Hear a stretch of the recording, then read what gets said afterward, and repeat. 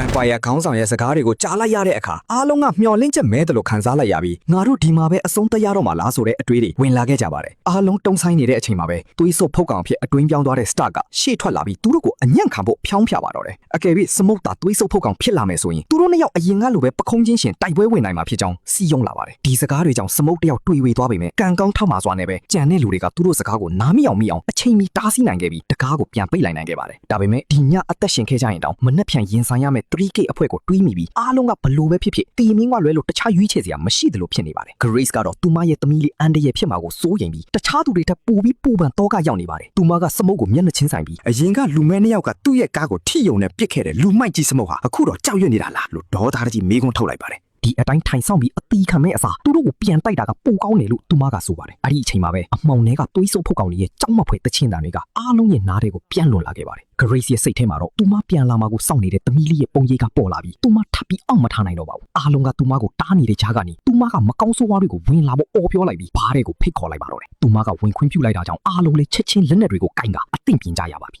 ရီမီဟာသွေးဆုပ်ဖုတ်ကောင်နောက်လိုက်တွေနဲ့တူတကားကိုတွန်းဖွင့်ပြီးဝင်လာခဲ့ပါတယ်။အဲဒီနောက်မှာတော့နှစ်ဖက်တိုက်ပွဲကအရှိန်ဟုန်နဲ့စတင်ပါတော့တယ်။လက်နက်တွေရှိနေပေမဲ့သွေးဆုပ်ဖုတ်ကောင်တွေကိုတော့အရှိန်တက်ယုံပဲတက်နိုင်ပြီးသူတို့ကိုအနိုင်ယူဖို့တခုတည်းသောနီလန်ကတော့ရင်ဘက်ကိုတစ်သားစုနဲ့ထိုးဆိုင်ဖို့ပါပဲ။အဲ့ဒီအချိန်မှာအခြားသွေးဆုပ်ဖုတ်ကောင်တွေကရီမီရဲ့နာကျင်မှုကိုထပ်တူခန်းစားနေရတာကိုအန်နီကတတိထားမိသွားပါတယ်။ဆိုလိုတာကရီမီကိုတတ်နိုင်ရင်ဒီတိုက်ပွဲပြီးဆုံးသွားမှာပါ။ဒါပေမဲ့အန်နီကိုစတာကခုတ်အုပ်လိုက်ပြီးစမုတ်ကိုလည်း Vampire ခေါင်းဆောင်ကလှုပ်မရအောင်ဖိထားလိုက်ပါတယ်။စမုတ်ကသူ့ရဲ့ဇနီးကိုသူ့ညီကကိုက်စားနေတာကိုရင်နာစွာကြည့်နေခဲ့ရပါတယ်။အဆိုတော်မားလေးက Vampire ခေါင်းဆောင်ကိုတနက်နဲ့ပြစ်လိုက်တာကြောင့်စမုတ်လွတ်မြောက်သွားပြီး NEC ရောက်တဲ့အချိန်မှာတော့သူမဟာနောက်ဆုံးထွက်သက်ပဲကြံပါတော့တယ်ဂီတပညာရှင်ကအားလုံးထွက်ပြေးလို့ရအောင်သူ့စီကိုမြားခေါ်လိုက်ပြီးအနစ်နာခံလိုက်တာကြောင့်စမုတ်တို့အပေါ်ထက်ကိုတက်ပြေးဖို့အချိန်ရသွားခဲ့ပါတယ်အခုဆိုရင်စမုတ်ဆမ်မီနဲ့အဆိုတော်မားလေးလို့၃ယောက်ပဲကြံပါတော့တယ်ဒါပေမဲ့သူတို့ဘားတွေကနေထွက်ပြေးဖို့စူးစမ်းချိန်မှာပဲ Vampire ခေါင်းဆောင်ကသူတို့ကိုအလွတ်မပြီးပဲလိုက်လာခဲ့ပါတယ်နောက်ဆုံးမှာတော့စမုတ်ကသူ့ညီ Stark နဲ့အတီအလေးတိုက်ခိုက်ရပြီးဆမ်မီနဲ့အဆိုတော်မားလေးက Remy ကိုရင်ဆိုင်ကြပါတယ်တစ်သားစုနဲ့ထိုးဆိုင်လိုက်နိုင်ပြီးမြဲဒါကတန်မာတဲ့ Vampire ခေါင်းဆောင်ကိုတော့မတားဆီးနိုင်ခဲ့ပါဘူးဆမ်မီကပြတင်းပေါက်ကနေခုံချပြီးထွက်ပြေးပြီးမြဲ Vampire ခေါင်းဆောင်ကသူ့ကိုမှီလာခဲ့ပြီးထပ်မံရင်ဆိုင်ရပြန်ပါတယ်အဲ့ဒီအချိန်မှာပဲစမုတ်ကတစ်သားစုနဲ့ Remy ရဲ့ခန္ဓာကိုယ်ကိုထပ်မံထိုးဆိုင်ပြီး